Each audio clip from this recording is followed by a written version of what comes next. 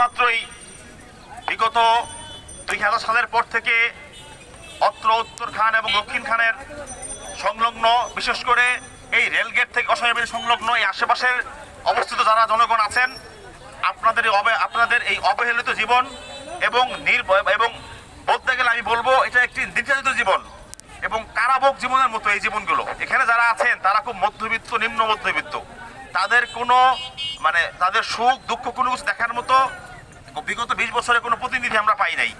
এবং আমি জানি না এটা কি যারা জনপ্রতিনিধি আছেন এটা কি তাদের ব্যক্তিগত, এটা কি তাদের ইচ্ছা হয় না, নাকি তাদের ইচ্ছা হয় সংসদে বিল পাস হয় না, নাকি সংসদে বিল পাস হয় ওইটা গভর্নমেন্টের থেকে এই জনগণের প্রতি তাদের সদিচ্ছা হয় না।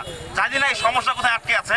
তবে এই জুলাই পরবর্তী নতুন সময়ে এবং আমাদের বর্তমান যিনি প্রতিনিধি যিনি আছেন এস.এম. জাহাঙ্গীর হোসেন, তার প্রতি আমি বিশেষ করে তার প্রতি আমি আজকের এই মানববন্ধন থেকে তার প্রতি আমি আমার দৃষ্টি আগ্রহ করব যেন, এবং ওনাকে এই জন্য শেষে ধন্যবাদ। আমি গত পরশুদিন দেখলাম উনি সংসদে এই অঞ্চলের মানুষের যে সমস্যা এটা নিয়ে উনি কথা বলেছেন, কিন্তু ওনার কথার প্রতি উত্তরে আমাদের মাননীয় স্থানীয় সরকার মন্ত্রী জনাব ফখরুল ইসলাম আলমগীর উনি এটা উত্তরে কিন্তু উনি খুব একটা বেশি আগ্রহের উত্তর দেননি। উনি শুধু এই কথাটাই বললেন যে উত্তরখানে এবং দক্ষিণখানে 13 কিলোমিটারের ড্রেনেজের রাস্তা হচ্ছে, শুধু এইটুকু বলে উনি চুপ হয়ে গেছেন।